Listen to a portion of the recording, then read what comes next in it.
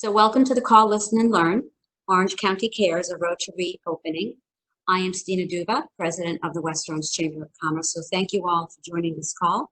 Thank you especially to our presenters. There's one thing that I wanted to do, and I think I'm going to hold off on doing that because I want to make sure that these people are on the call. So we're going to check later, Carrie, if you might be able to see if there's somebody from Urban Flats and Vitality Bowls on. I don't know if you can tell or if they'll tell you in the chat box if they're on. At some point, just let me know and then I can make that announcement perhaps later. Sounds good. Something that we did. So I want to thank everyone again for being part of this important conversation today. Thank the Chamber team, of course, for helping to put this together. I want to thank, the trustees that I think are going to be on the call. I'm going to say who I think they are. So I believe Walt Disney World, Adriana Sekula is supposed to be joining us, and Cindy Gustafson with Absorb Media, Lynetta Tipton-Steed of Fifth Third Bank, Clinton Pownell with Computer Business Consultants, Joe Allery of Allery Design, and Nancy Gibbons of the Orlando Magic. I believe are on the call and will be joining us. I also want to acknowledge some board members that I know so that they would be on the call with us. We have Pam Gould, who also happens to be a school board member. So I'm District 4 for Orange County Public Schools. Again, Lynetta Tipton-Steed is a board member. Tracy Swanson with Winter Garden, West Orange Healthcare District should be on the call. Joe Barsh and Kathleen Roach, as well as Joe Allery, again a trustee. And of course, our esteemed County Commissioner, Betsy VanrderLey.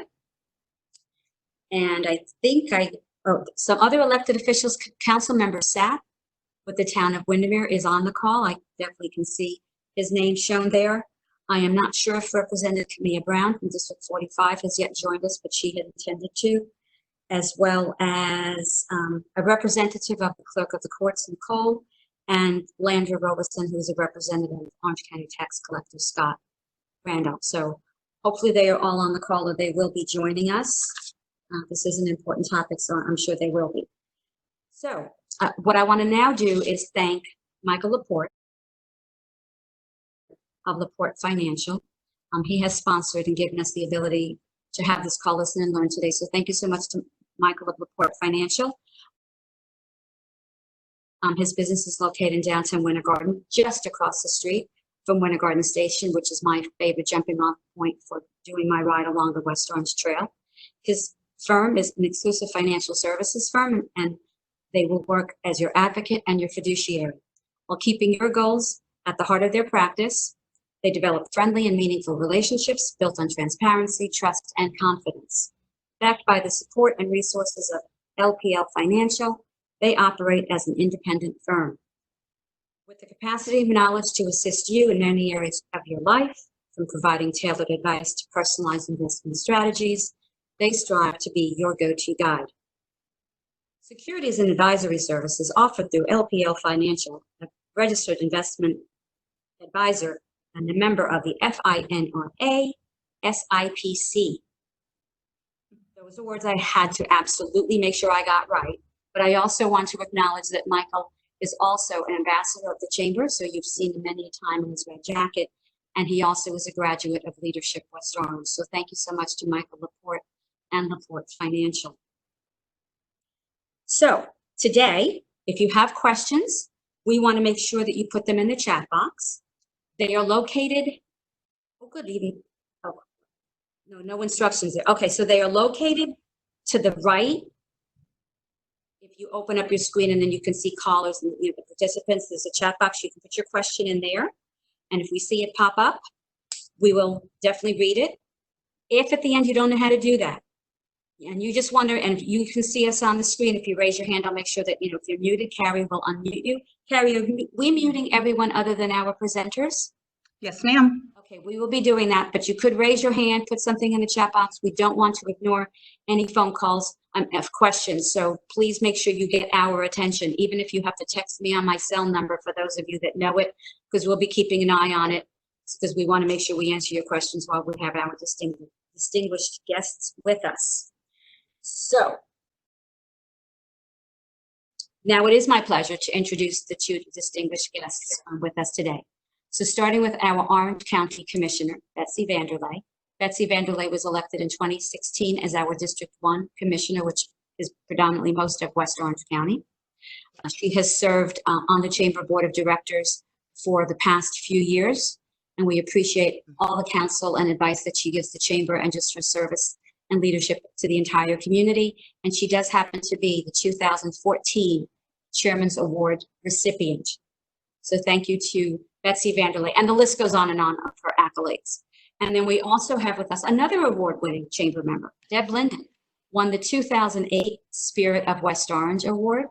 Deb Linden, aside from being the owner of the Vineyard Wine Bar and Bistro, as I mentioned earlier, at kind of the juncture of Dr. Phillips and Windermere area at the Grove, lovely little location, restaurant, great food. Deb also has been appointed by Mayor Demings to the Orange County Economic Recovery Task Force. She is the co-chair of the Business Readiness Work Group. So today we are bringing you two topics: the information about the Economic Recovery Task Force, as well as then the dollars that Orange County government, $243 million, and their anticipated ways of giving it back to the people in Orange County. So we're going to begin with Deb Linden. So Deb Linden, we've got about 15 minutes, I've been told. I don't think there's a horrible noise that's going to happen at that point, but we're just going to try to keep both of your presentations, and of course we definitely want question and answers. So Deb, thank you for joining us, and let's get started. Terrific. Thank you, Stina. I appreciate you inviting me. It's a pleasure to be here to talk about this. It was a privilege to serve on Mayor Demings' task force in an effort to get the county reopened for business. And I also want to thank our local Orange County Commissioner, Betsy VanrderLey, certainly for all her hard work, but also for helping me get involved in this task force. I thank you for that. And it's a pleasure to be participating in this with you, Commissioner, today. So thank you. I want to start before I get into the agenda and just say that, this experience has really given me an opportunity to realize all the many incredible resources we're blessed to have in Orange County, more so than I had realized in the past. Certainly at the top of the list, I have to mention the West Orange Chamber of Commerce and Stina. And, I've talked with Stina just about every day over this past month that I've been involved on this task force. And I do want to say, Stina, you and your team have worked tirelessly reaching out to the member businesses and keeping them informed, as this has been a really fluid situation and changing weekly, almost daily, actually. So you've asked me to talk about the Economic Recovery Task Force. So I'll provide an overview of the task force, the process involved, the results to date. Of course, we're only still in phase one, or as the governor called it, full phase one of the reopening of our state and county. So I'll walk through really where we are today. So the agenda today will be to focus on this task force. The mayor set up 4 working groups. So we've got the guidelines for reopening business, business readiness, business compliance and consumer confidence, and bringing back tourism. So those are the 4 working groups. There are about 50 or so members on this task force. And so I'll go into the work of these 4 groups. Also, we're working on source web page. So I'll bring you up to speed on that, as well as the PPE and supplies distribution program, which the county was very successful in putting together, and we're very, very pleased that they were able to do that. So the task force was announced on April 17th. So the priorities of the task force, Carrie, if you want to go on to the next slide. Give me 1 second there, Deb. That's all right. There you go. There we go. So the priorities were really to create best practices, assist businesses in determining best practices to ensure the safety of customers and employees upon reopening. And then the focus was primarily on small to mid-sized businesses, so creating a support system for them. Developing a framework that's compliant, so focusing on compliance, the different guidelines, protocols mandated by the authorities, and then to revitalize tourism to build visitor and consumer confidence, which of course is a major undertaking at this point. So the objectives of this task force were, first of all, to align with the guidelines established by President Trump and Governor DeSantis. So we have federal, state, local, and then various municipalities within the county as well. So it's really aligning all of those guidelines from all these different areas, establishing clear guidelines for businesses and monitoring compliance, the consistent implementation across all industries. Of course, there are many industries that are in Orange County, monitoring health data used in the decision-making process. And this has been really interesting too. At all of our meetings, we've had Dr. Pino from the Florida Department of Health for Orange County and two other doctors, Dr. Rawls and Dr. Brady from Orlando Health and Advent Health. And they gave an update every single week, and sometimes more than once a week we met, on exactly what's happening in Orange County, what's happening at the hospitals, and that has been extremely helpful for this group in understanding where Orange County is in this environment. And then, of course, complying with new federal and state regulations. So the first meeting we had was on April 22nd, and that was when the mayor created these 4 working groups. So the first group was to set the base guidelines for operations, and they did that. They created the 7 guidelines for businesses to open, and when we get to the next slide, you'll see what those are. I'm sure you've all seen that. But let's go back for just a minute, Carrie, before we get to that. So the second group, which is the group that I co-chaired along with Doug Taylor, and Andrea Wesser was our staff lead. She's been amazing. Some of the county staff that have been involved in this have really worked tirelessly. So our business readiness group was to focus on supplies, internal procedures, and employee training. So we'll get into that in a couple of slides. Then, of course, compliance and customer confidence.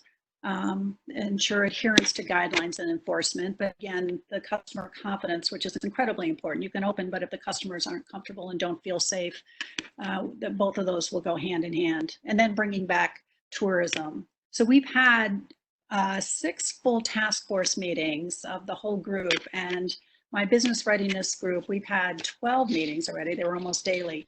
And we have another task force meeting scheduled for tomorrow. So the 7 guidelines that were set up for the first group, and I'm sure many of you have seen these, of course, social distancing, stay at home if you're sick, protective face coverings, health screenings of employees, sanitizing and washing hands, shelter in place for those that are high risk, and temperature above 100 degrees not permitted to work. So what our group did was we took these 7 guidelines and we dug a little bit deeper into that to create the recommendations from the business readiness group. So we had quite a few resources available to us. Of course, we're not the only state in the country working on this, and there was a lot of information from the various trade associations and other resources that we had available, certainly chambers and other various groups, certainly task members that were part of our group, helping us to curate and pull all of this information together in an effort to create this, what you're going to see in just a minute, of a web page. So talk about, first of all, training employees on the COVID protocols and if there's a rehiring process, but again, really training everybody on what's expected when we go back to work in this new environment. Certainly social distancing, keeping 6 feet apart, acquiring PPE. We've learned so much about PPE and PPP and all these new things that have been a result of this whole environment, but certainly face coverings, gloves needed, hand sanitizer. We came to discover really just how challenging it is to acquire this PPE. Everybody in the country, everybody in the world is looking to acquire this, and some of it was very hard to come by. And one of our members also was very concerned about affordability. Certainly many businesses had been shut down, they weren't generating any revenue, and now to have to go to the expense to open up, to rehire and retrain employees, and then have to acquire all this PPE as well. We made a recommendation to the county to provide this to those businesses that were in need of the financial assistance, first of all, to be able to acquire it, and second of all, the financial assistance. And I'll get into that in just a little bit, but that was an excellent program that the county put together for the community. And then some other recommendations, of course, disinfectant for cleaning, capacity restrictions, employees working from home when possible, Consider portable hand washing capabilities. Again, with hand washing being such an important part of everything, we came to find out that there are portable hand washing capabilities out there, certainly for capping and different things, that some businesses have actually felt compelled to want to bring those in, and for both employees and guests. Again, this is not a mandate. A lot of these are recommendations, guidelines, opportunities, things to be thinking about. So going to the next one, when you look at facility, depending on the type of facility, of course, sanitizing all surfaces touched by the public, cleaning all touch points as often as possible, including door handles.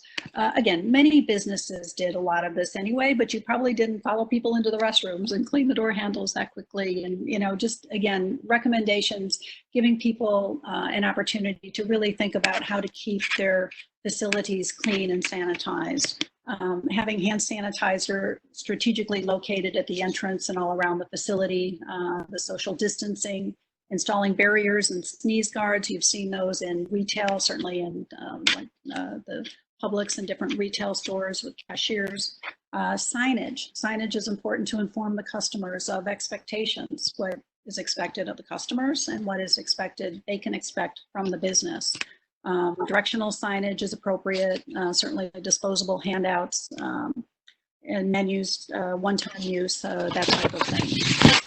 When you look at the employee side, then, of course, staying home if you're sick, probably too many employers weren't as focused on that as they certainly are zeroing in on that right now if they are sick, and doing a general health screening. We do this every day.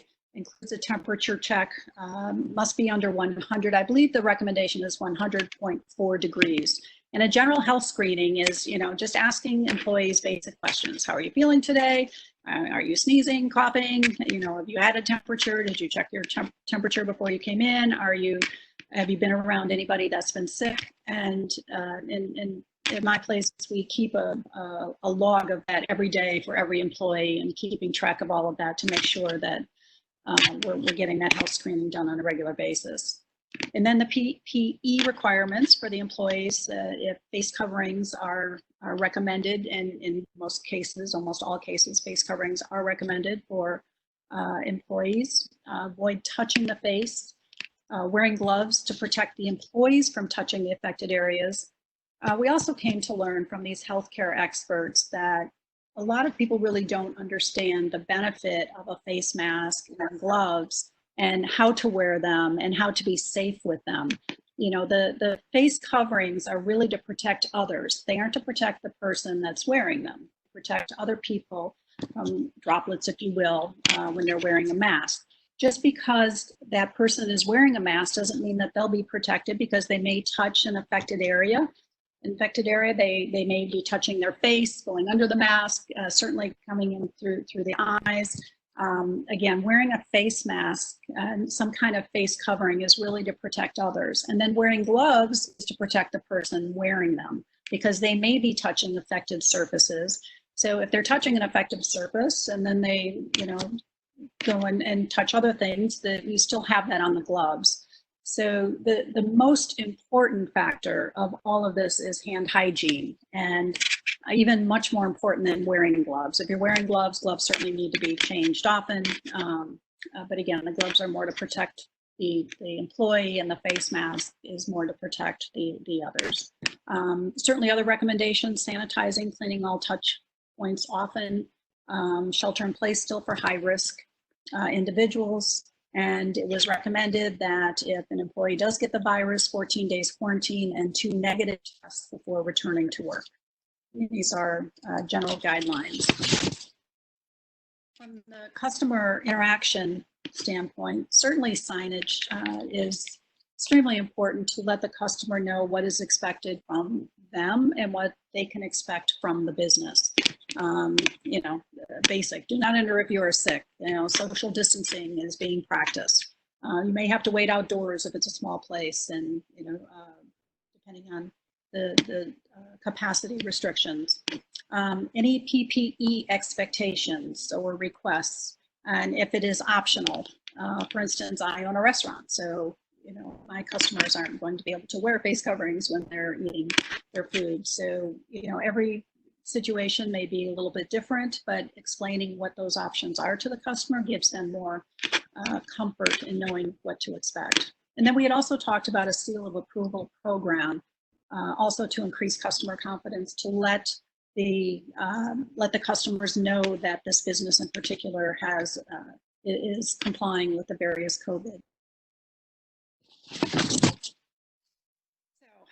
Currently in phase 1 of the state's Safe, Smart, step-by-step plan for Florida's recovery. So the task force and the Business Readiness group curated resources in an effort to provide a portal of resources to help small businesses reopen or sustain operations in a safe environment. So the concept here is the business owners will be able to find relevant information from the state of Florida, Orange County government, the local municipalities, and the industry-specific resources for their business in one place, gathering all of this information. Right now it's out there, these meetings of the task force and all of the working group meetings have been in the sunshine, so they've been public, they've been recorded. There's the website has all of the documentation that has gone back and forth, but it is not real easy to navigate and to find. So we are still working on pulling this information together. So that's what this resource webpage is going to consist of. And it will have a training kit for businesses, if you will, from resources that have been gathered from the various areas, again, including trade associations, different members from different industries, people bringing credible information together so that it's easily available to the public. Resource page for suppliers and vendors. The county has a very stringent vetting process for suppliers and vendors, so that information will be available. Guidelines by industry. So we, as part of our group, we invited many different industries to participate, to talk with us, to explain the various protocols and the various recommendations and protocols really that they're working with within their own companies. And again, we were gathering all of this information to go into this one place. When there's almost too much information out there, which is challenging, and I keep talking with them, it's so challenging because you do have federal guidelines, we do have state guidelines, we've got guidelines, you've got the state executive order, you've got from the governor, and the county executive order from the mayor, you've got CDC guidelines, and Stina, I saw an email that you sent out today with updated CDC guidelines, 60 pages long. We've got the health organizations making recommendations, you've got the hospitals, you've got the local municipalities separate from unincorporated Orange County. So again, this webpage, the intent of this is to help get through all of that and make it easy for businesses to know what is expected of them. Well, let's see, where do we end up here? So the county procurement, and I'll get into that in the next slide in just a minute. Also, again, the vetting of the vendors, the bulk purchasing, distribution of supplies, that has come in to be very resourceful for businesses, in addition to providing these kits at no cost to the businesses. Local vendor list adapted businesses and guidance. I just love how businesses have been pivoting to adjust to this environment that we're in. You've got a distillery that is now making sanitizer. Stina, I've talked with you many times. I know you have a web page on your website of chamber members that also that offer resources for this, but many that did pivot. Maybe a seamstress that's now making masks, and again, wanting to keep business local. And I think the chamber is doing an excellent job of putting those resources out there so that the community knows who's available. And part of what we've done too, the businesses and the salon. Did I lose you? We still have you, but we are like down to past your time. So oh, okay, all right. I know time flies. Time flies when you're talking about some really important stuff. Quickly. All right, thanks, Tina. Let's go to the next one, Carrie. So this is PPE. The initial distribution was 1 million masks, 200,000 hand sanitizer bottles. Was over the course of the first week. They extended it a couple days. But this was a very successful program. Let's go to the next one.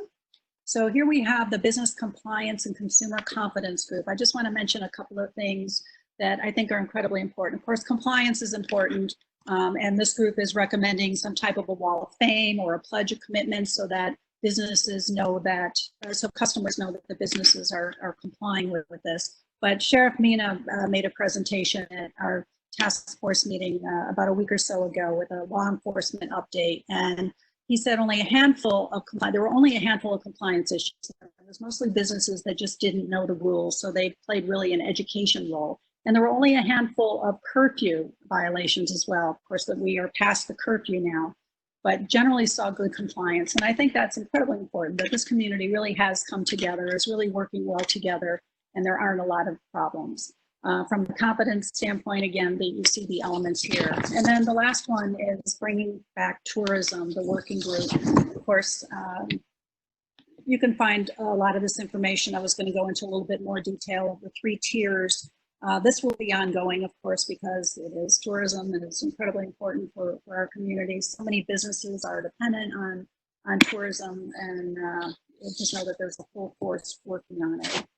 I do want to just mention that, this experience really, again, did give me appreciation of how this community has come together so well for the good of all, and these businesses pivoting and how they are able to survive and thrive, and also an appreciation of the scope of the challenges for our mayor and our governor, but I can get into some of those things, Stina, at the end after we get into the Q&A.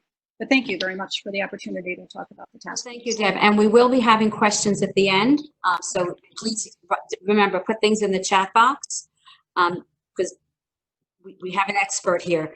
In addition to Deb Linden having served on the overall task force, we had many chamber members. Of course, some of the larger employers, Disney, SeaWorld, Universal, they were all there. Advent Health, Orlando Health, and others. Career Source Central Florida was on there too. Unicorp, one of our trustees, that was Chuck Whittle, was also the co-chair, was a chair of another one of the work groups. And then Stacy Papp with Bay Hill Jewelers was added to a work group. So we did have good representation from businesses in West Orange. I did want to acknowledge, I forgot to mention that Don Wilson of Orlando Health is on with us. And we also have a special guest. We do have another Chamber of Commerce to the north of us. We get along extremely well with that chamber. So Robert Agrusa with the Ppe Area Chamber of Commerce is on this with us as well. So welcome, Robert. This might be the first virtual experience you've had with us. And so now I would like to turn it over to Commissioner VanrderLey so that she can talk about the actual CARES Act and lots of money. Thank you, Stina, and thank you, Deb, for all you're doing with the task force as well. I know it can be exhausting, and it's a real education in my world of government in the sunshine. So I know that's been an awful lot of fun for you. I know we've had a couple of conversations about that. I'll be pretty quick because I want to leave a lot of room for questions in this. The upshot is that the federal government CARES Act came up with a formula. If your county and or municipality was 500,000 people or more, then there was a formula that you could run with your population, and it would give you then monies to deal with the COVID crisis in your area. And the monies were to be used for things that weren't in your budget, were not anticipated in any way, that supported small businesses and supported individuals.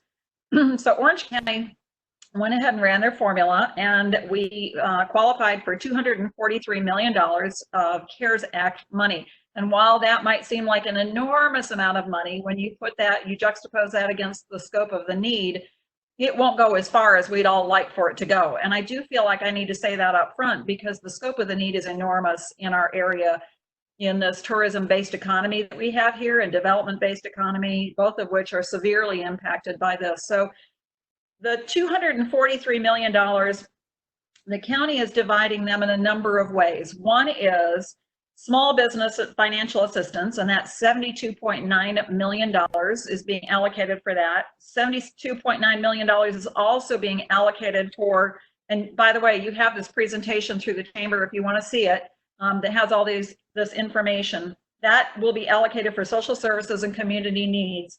And then Orange County Public Safety and Health Expenditures. Obviously, there's an awful lot of expenditure from county health that we didn't count on. The emergency, the state of emergency that we found ourselves in for a long time, the additional PPE, respirators, things like that, that have become necessary as part of this. Those were not expenditures that were in anyone's budget. So for that, we've allocated $48.6 million. Municipality and constitutional officers, $24.3 million. And what that is, for instance, if there's a municipality that is providing some of this PPE as well, they don't have an avenue like the county does for those additional monies. So we're on a case-by-case basis evaluating and assisting with those. And then the additional cost for, say, the elections, the supervisor of elections going to have to spend an awful lot of money to keep his folks safe at the polls and institute certain procedures that he didn't have before, cleaning of the machines that he didn't have to do before, those kinds of things. There's some expenses that are associated with that. And then the last is $24.5 million, and that's a replenishment account. And all that means is we don't know what we don't know yet. There may be some additional amounts of money that we're going to be required to expend. And so we're holding that aside for now to make sure that we can cover all the needs that we want.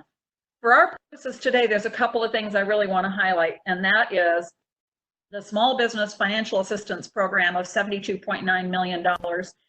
That $72.9 million is we're going to be offering it in the form of grants, not loans, grants. So those eligible businesses would have to have been in business by January 1st of 2020. They will have had to have had a business license anywhere in Orange County, including if you're in the city limits of Winter Garden, you're still in Orange County, you would still qualify. So it's not just unincorporated Orange County, it's all of Orange County. They have to be a brick and mortar business or a home business that can prove that they have at least 3 employees.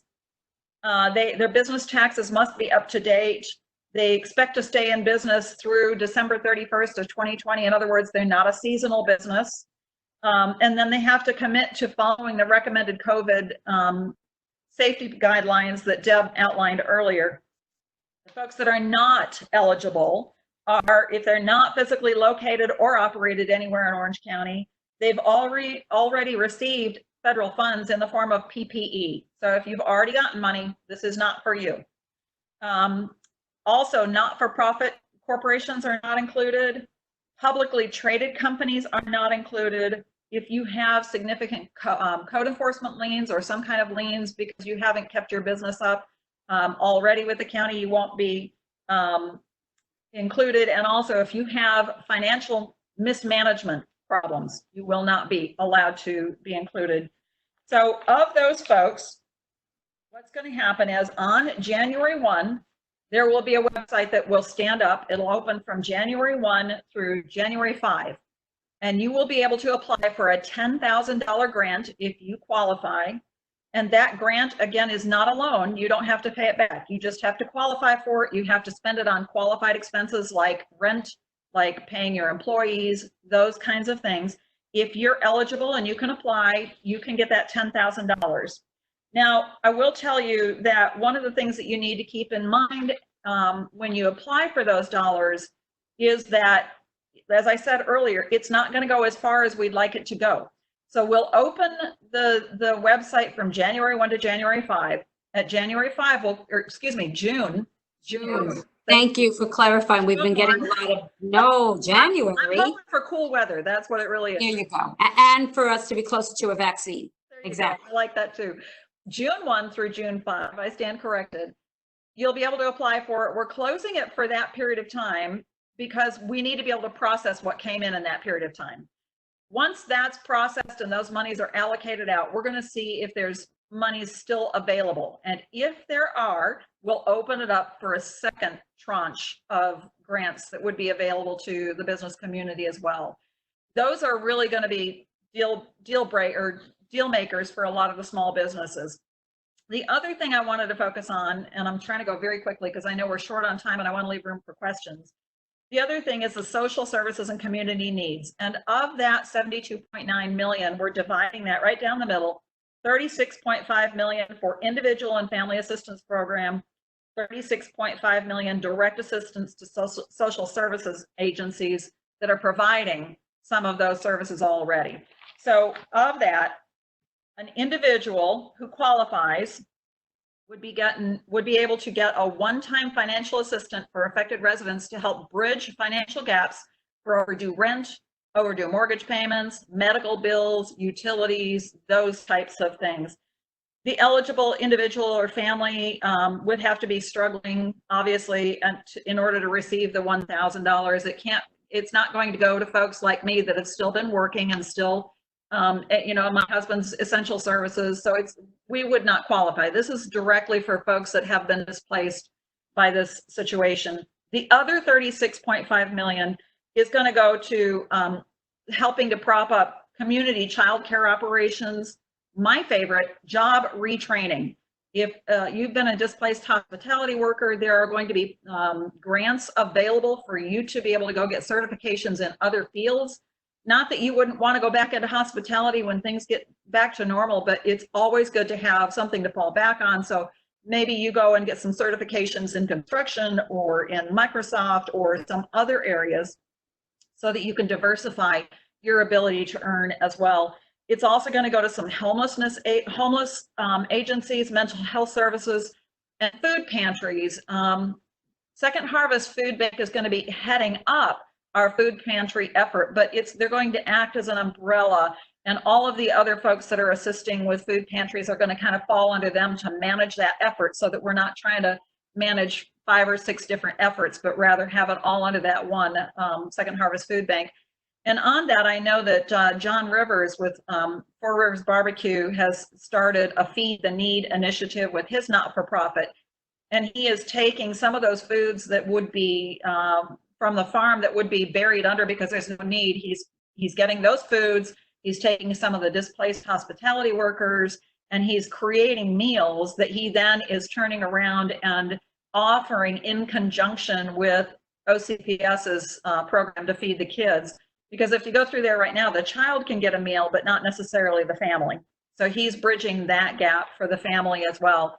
And that program for him to be able to, I think it's like $3.20 per meal that he's able to do that and be able to have those available for the families for a weekend's worth of meals as well and help bridge that gap. So he'll be falling underneath that food pantry kind of heading as well. So those are some of the highlights of how this money is going to be moving out. As Deb said earlier, this is a really fluid situation. Every single day, every single minute of every day, there's some new information. We're doing our best to nimbly adjust to what those changes might look like. So it's really important for you all to stay engaged. You can go to our website, ocfl.net/COVID, and there are enormous amounts of resources on there, more than you probably ever would want to know. But you can query there and get the specific information that you need so that you can stay up to date with your needs and your business needs as well. So having said that, very, very quickly, I'll go ahead and be quiet now and turn it back to Stina.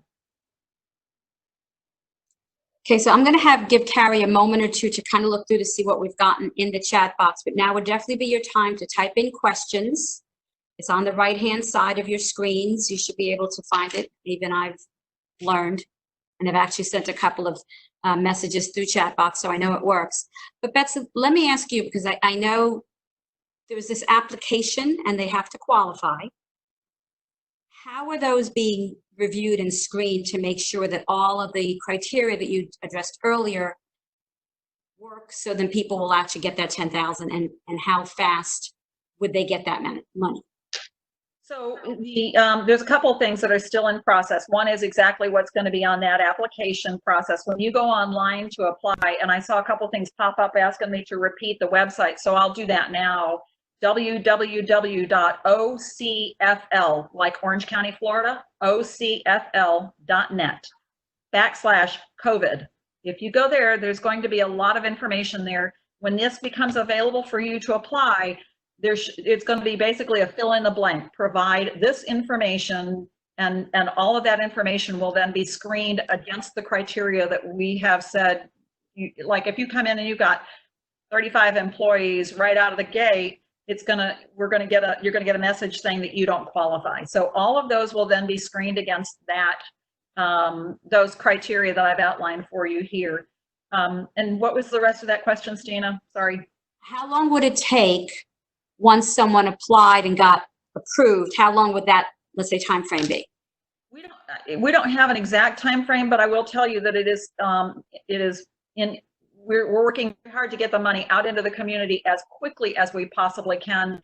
All of the money, all of that $243 million must be expended by the county no later than December 30th of 2020, which means that if we have not pushed all of this money down into our community, it will go back up to the federal government. It is not the practice of Orange County, as you can imagine, to turn around and miss an opportunity like that. So I don't think we intend to miss the opportunity. But the goal was, once the application was received and verified, the goal was to turn around and have that money back out to those businesses within the month. We've been pushing for it to be a week to 10 days. So we're, again, the goal is to get this out and get it moving in the community as quickly as possible. I'm reluctant to tell you it's going to take X number of days in order for that to turn around, because we simply don't know what that volume looks like yet. And faster than unemployment? Faster than unemployment. See, and we've made that mistake before where the county staff said, well, if you contact our office for housing assistance, we'll have that turned around within a week. And that just did not happen. And part of the reason it didn't happen was not because anybody wasn't doing their job. I think they significantly underestimated the amount of need that was in the community. And I certainly don't want to set an expectation for you all that, why haven't you gotten it within a week, that kind of thing. So I would certainly encourage you to make sure you track it. As more information becomes available, we can certainly share that with the chamber, and the chamber can push that out to its membership. And I know you all are watching, the chamber is watching this very closely and been a great resource for the member businesses in terms of coordinating and all of that information and moving it out into the business community. But I will tell you that all the elected officials are watching that very closely to push that money out into the community as quickly as we possibly can, but make sure that we're also being good stewards of that money. Whatever money is not used for what the federal government intended, will be on the hook for and not be able to be reimbursed for it. So we have to make sure that we're meeting the criteria that the federal government has laid out for us as well. So are there other questions that are coming through? Because I have, okay, Carrie, let's go to you, because mine will probably get answered as others are answered. Go ahead. No problem. Let's see. Adam would like to know if the application is already available so that he can get information together in advance. As of last Friday, it was not yet available. Again, with the holiday weekend, it may be now, and I just haven't gotten brought up to speed on that yet. But as of right now, it was not yet available. We are going to be working with several folks that we've been in negotiation with, and I don't want to misstate it, so let me look at my notes here real quick.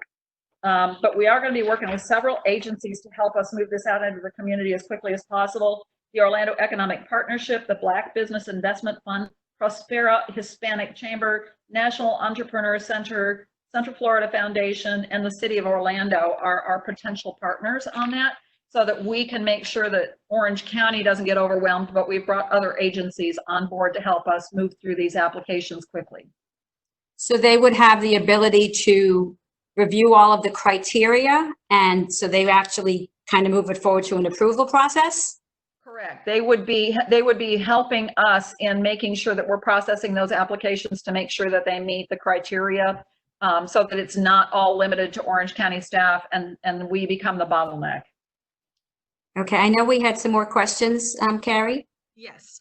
Are there any other specific ways you'd like to mention that struggling families would be able to learn about this information and be able to apply that you haven't already stated? Gosh, if there are, then you all need to tell me if I've missed something. We've certainly been out in the media on this. I actually spoke to a group this morning. I'm speaking to you all now. We're trying to push the information out as quickly as possible. A lot of our folks that we'll be working with agency-wise, the child care supporters, the homeless supporters, those kinds of things, they're reaching out into their populations as well. I know that we've gotten some news coverage on this, and we anticipate we'll get even more news coverage on this. But listen, the more folks that we can reach and let them know, the better. So if we're missing something, then let me know. But we're advertising this in every way we know how to push it out into the community. Well, and Betsy mentioned all of the criteria, and there was, I believe, Carrie, there was another question about what those criteria are to get ready. So There is. Right, so on the Orange County website, it is also, we have the PowerPoint that Commissioner VanrderLey has shared with us that we will be sending out to everyone with that link. So hold on, and we will get that to you. Betsy, I know that, you know, the chamber's doing what we can to get the word to our members. I think we actually have some non-chamber members that are on this call. I know that Observer Media is here, and naturally they are, you know, one of our resources, you know, for getting information in the community. Southwest Orlando Bulletin was another one of our media partners. So we'll make sure that our media partners are well aware of it. I know that there was one chamber member I spoke with last week that had said, but if they got PPP, then there may not be not that many businesses that will be applying for this. But I suspect, Commissioner, you probably know more, there's probably a whole bunch of people that did not have the ability to get through to a financial resource to be able to help them through that PPP. So I would think that communities, perhaps, you know, Pine Hills, Orlo Vista, some of the smaller businesses, you know, located along Pine Hills, because I remember from my days being on P&Z, there are so many, you know, that operate out of, you know, homes that have been converted to businesses. So I hope that we've got a great effort, you know, in that community, but there's many people that just gave up on applying for PPP. So, but if you apply, so Betsy, I guess here's a question, and I'll go back to Carrie. So let's say you've applied to PPP, for PPP, you haven't gotten it yet. You apply for the counties, you get the counties, then what happens because you're not supposed to get PPP and get the county money? It'll disqualify you one or the other. And so you'll either get one or the other. So if your application's still in process with the PPE, the 10,000 in grant that's available through CARES is not going to apply to you. So at that point, you're going to have to make a decision as a business owner, which of those you're going to want to avail yourself of. And then I will say too, that we looked very carefully at the size of business and all of that, that we wanted to make sure that we were getting the most bang for our buck. And so knowing that some of the larger, more organized businesses had the wherewithal and the banking relationships to be able to apply for that PPP, we made a decision that we would try and reach that gap of those smaller businesses that may not be sophisticated enough to have gone through that process and yet are still trying to keep their doors open and keep things moving along. So that was why we chose that small business tranche to focus on, because we felt like those that are larger than that would be sophisticated enough and have enough resources and relationships in place that the PPE would be the direction that they would want to go in. And that would allow then this money to be used for some of those smaller, maybe more marginalized moms and pops types of businesses that really have been in some ways neglected through all of this, and yet are still the backbone of our country and our community. So we wanted to make sure we took that smaller group that we felt like was not receiving as much resources as some of the larger businesses. Well, especially the 1 to 5 employee businesses, because we know that truly makes up the majority of any community, any chamber of commerce membership. Carrie, you've got some more coming in? I do, yes. Earlier, Betsy, you mentioned some help in regards for daycare centers. Obviously, that being hugely important so parents can get back to work. Do you have any specifics on how the help for the daycares will work and how that plan might go forth? In terms of financial assistance for the daycares? Yes. Okay. Let me go back to my notes again. And again, I apologize. I don't usually work with notes, but I want to make sure that I'm not misdirecting you all in any way, shape, or form. And again, if I do accidentally do that, you're going to have this presentation from the chamber as well, so that you can make sure that you can stay up with that. So let's see. The direct assistance to social services agencies, they're going to be, again, child care, job retraining, homelessness, mental health, and food pantry. And right now, how they would apply for it, our agencies are reaching, these are agencies, right? This is not individual, I own a daycare. This is our agency daycares. So a little bit of a difference there. So this is all agency specific. So if that's happening already, they're already in the governmental space and they're not having to apply. It's just being determined which of those agencies are going to get which tranches of money. So if you own a daycare yourself and you're not an agency daycare, then you would go back to the assistance that we talked about earlier for small businesses. Does that kind of clarify that a little bit? I think that's what we're looking for there. And Angela, if I'm wrong, please go ahead and type some more information in the box for me. But also just to add on, in regards to education, kids, especially pre-K, are not getting the education and exposure that they need. Is there a way or a plan under consideration to work with the Early Learning Coalition to ensure that the youngest are not left behind? So the Early Learning Coalition is part of the agency expenditure that we have in terms of how we get these kids back into those programs so they don't get left behind. That's part of how that money is being allocated for that's agency specific for some of those needs as well. So that's already in process. Perfect. And then let's see, also, are EIDL grants also disqualifying or just PPP? I'm not sure I understood that. What? Are EIDL grants also disqualifying or just PPP? I haven't heard anything in terms of EIDL grants that would disqualify you, but again, this is evolving very quickly, so I'd have to double check on that, but certainly PPE would disqualify you.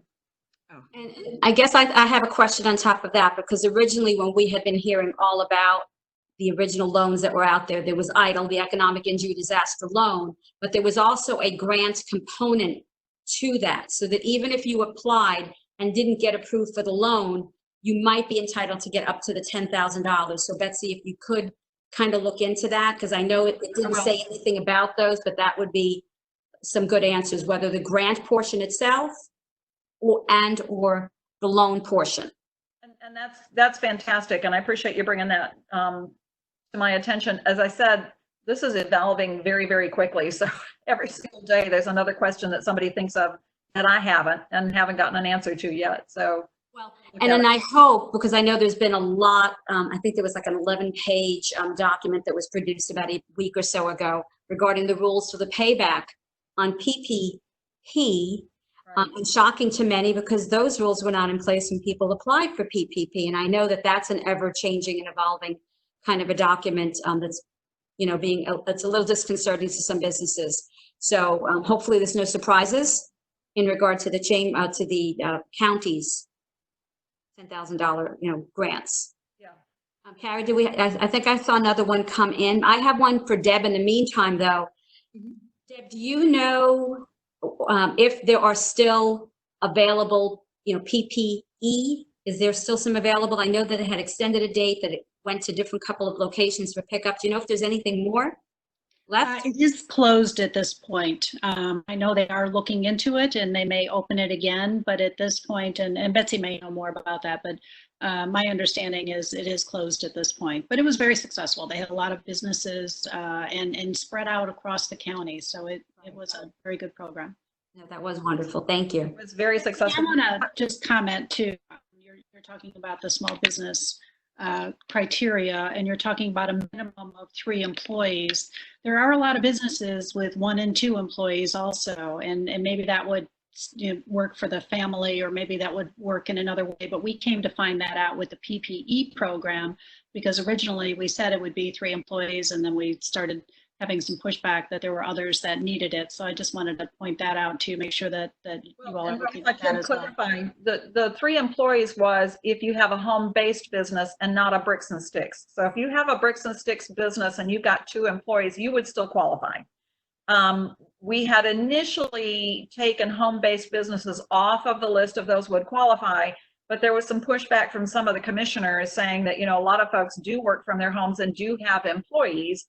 And so what we did is kind of a middle ground, is we said, all right, if you have a home-based business, you must have at least 3 employees in order to qualify, or you have to have at least 1 employee and have a bricks and sticks. So just a little point of clarification on that.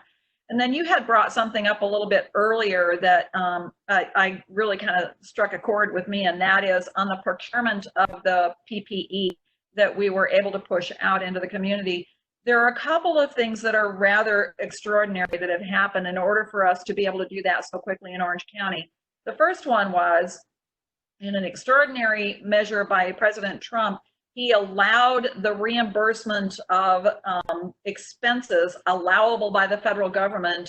He allowed the suspension of the requirement of 3 prices. In other words, if you had a qualified vendor that you knew could provide your need within a reasonable cost, you didn't have to go out and get 3 different prices. And what that did then, coupled with Mayor Deming's emergency actions, is it allowed our procurement office to not only go out and source masks or hand sanitizer or those kinds of things very quickly with qualified vendors. It gave them an enormous amount of flexibility to the fullest extent possible to spend those dollars in Central Florida instead of sending away someplace else. And that's what enabled like the breweries to be able to retool and all of a sudden start offering hand sanitizer. There was an outfit in Sanford that provided many of the masks that we were able to give out. If the president and our mayor had not taken those emergency actions, which are rather unusual, then we would have had to have slowed everything down to get 3 different prices from 3 different vendors in order to qualify for reimbursement for the federal government.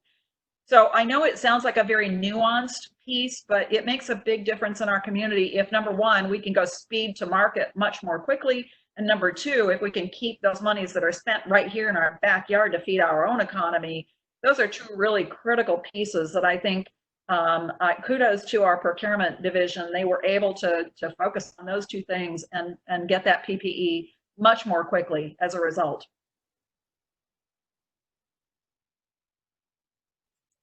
Perfect. Thank you, Betsy.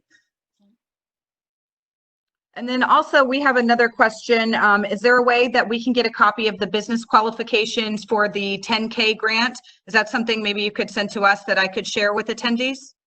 So I'll check with our office as soon as I get off of this and see if they have developed those specific requirements. The broader requirements are within the PowerPoint already that you guys are going to push out. In terms of maybe more drilled down, that may be now available. I'll check on it yet, but as soon as they do publish it, we'll make sure to get that to the chamber. So make sure you depend on the chamber as your resource for this information. Commissioner VanrderLey, I think we just had your Diane Detlefs from your office say that it has not been published yet.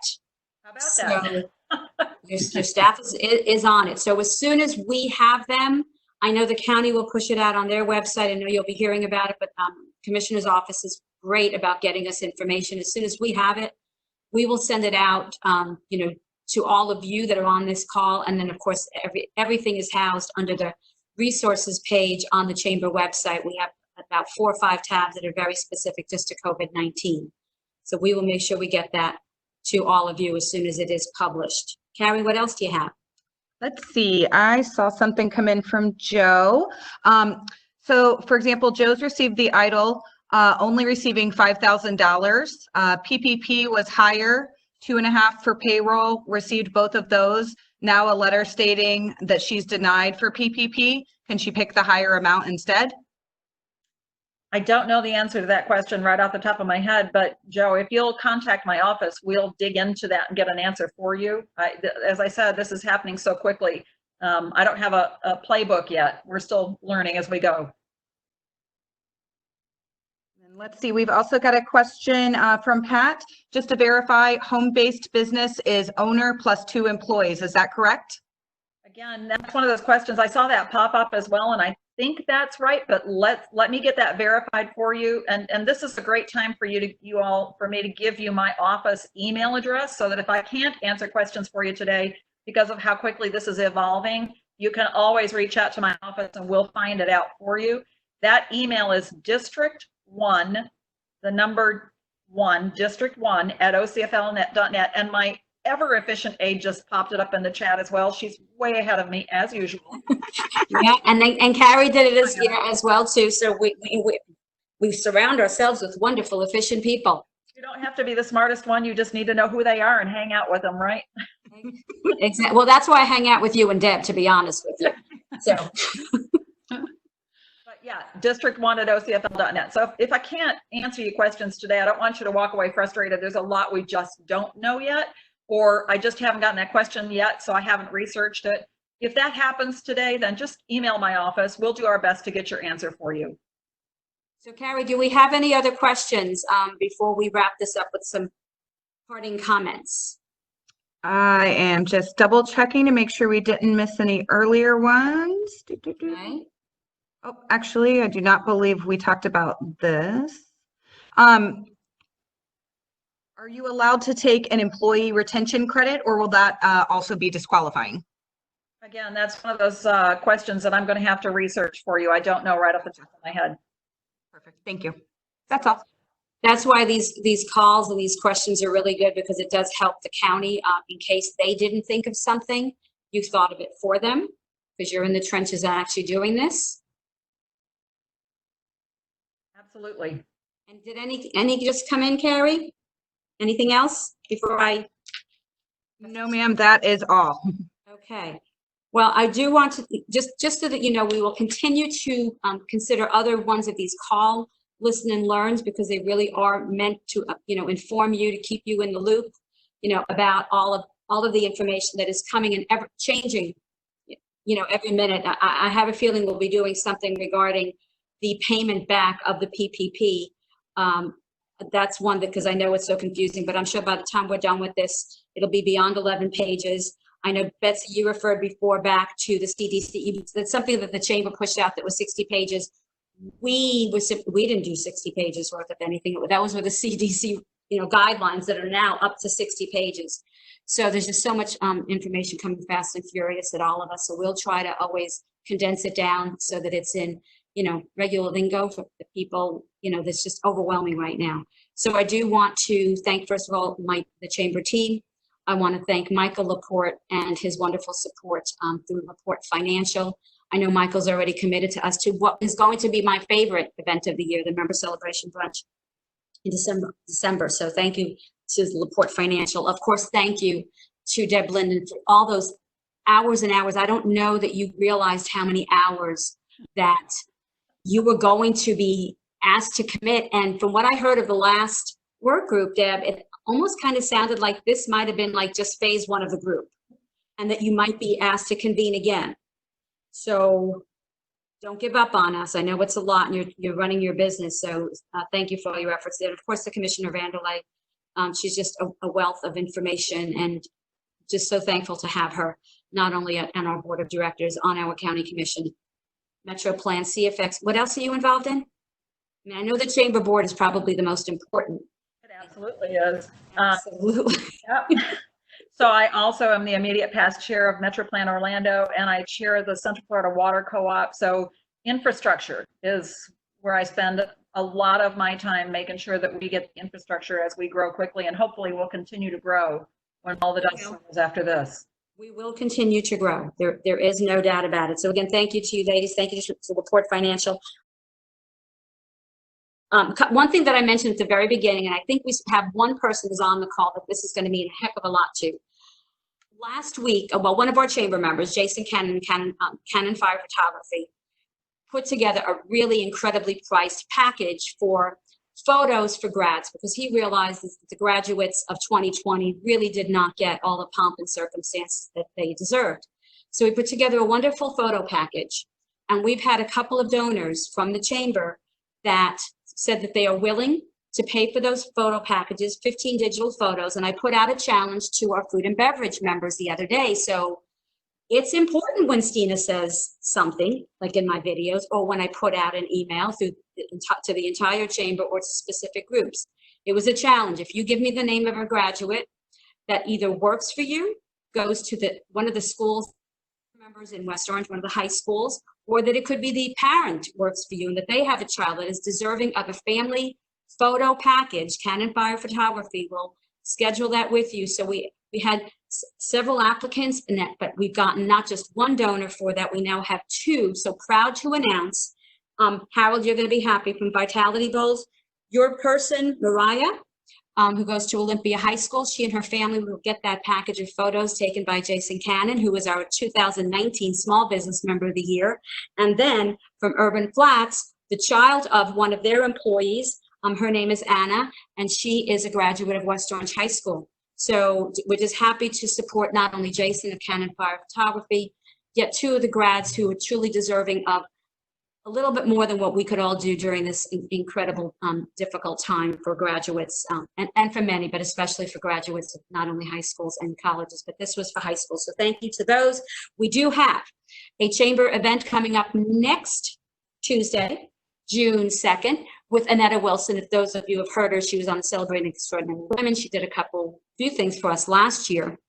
She'll be having our cooped up, but still connected, networking in the new normal. That's on June 2nd at 11 a.m. You have to register for that one. That one is sponsored by Axiom Bank, so thank you so much to Axiom Bank for that. Then we also have on June 11th, sponsored by Orlando Health, our lead and feed. It will be virtual. And then on June 18th, we have another virtual business happy hour, not after hours, sponsored by Seacoast Bank.